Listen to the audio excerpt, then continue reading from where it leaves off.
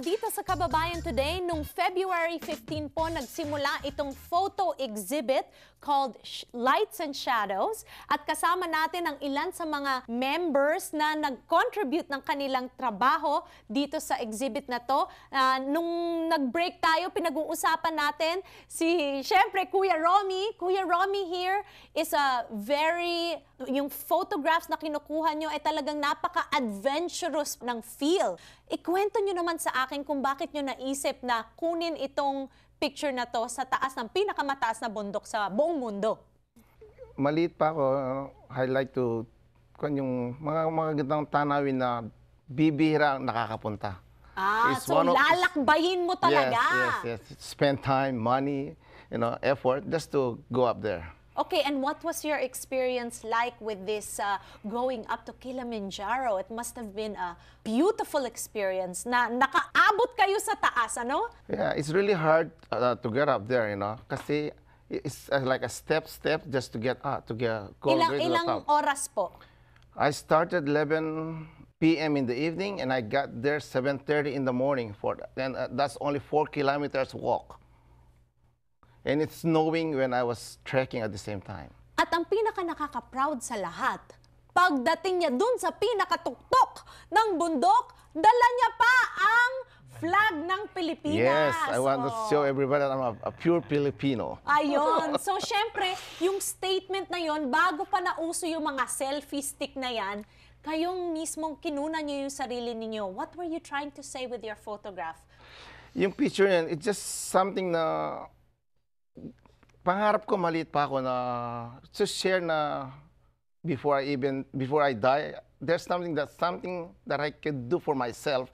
Kasi laki ako sa hirap, so maybe there's something na reward sa sarili ko. Ayun, inspirational. Yes, inspirational. Yes. Well, all three of you are using your talents and your hobbies to raise money for Lights and Shadows. Pag-usapan natin itong event, Kuya Benny. Ang magiging beneficiary nito ay mga orphan ng mga slain journalists sa Pilipinas.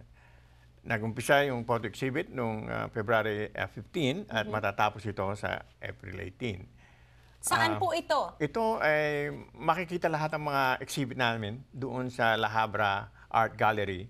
Ilan po, Kuya Nicky, ang kasama dito? Not just the three of you, di ba? Ilan po? 12 yung mga F7 na nag-participate. Pero we have still 2 to 3 people more na hindi nakapag-participate kasi busy yung time nila. Pero yung 12, yun talaga yung nag-contribute ng mga photos nandun ngayon.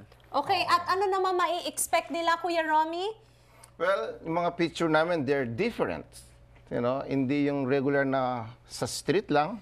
Just like my photo, I have to travel miles and miles just to take pictures. Each photographer has his own style, and this is through the eyes of our Filipino-Americans. Diba po?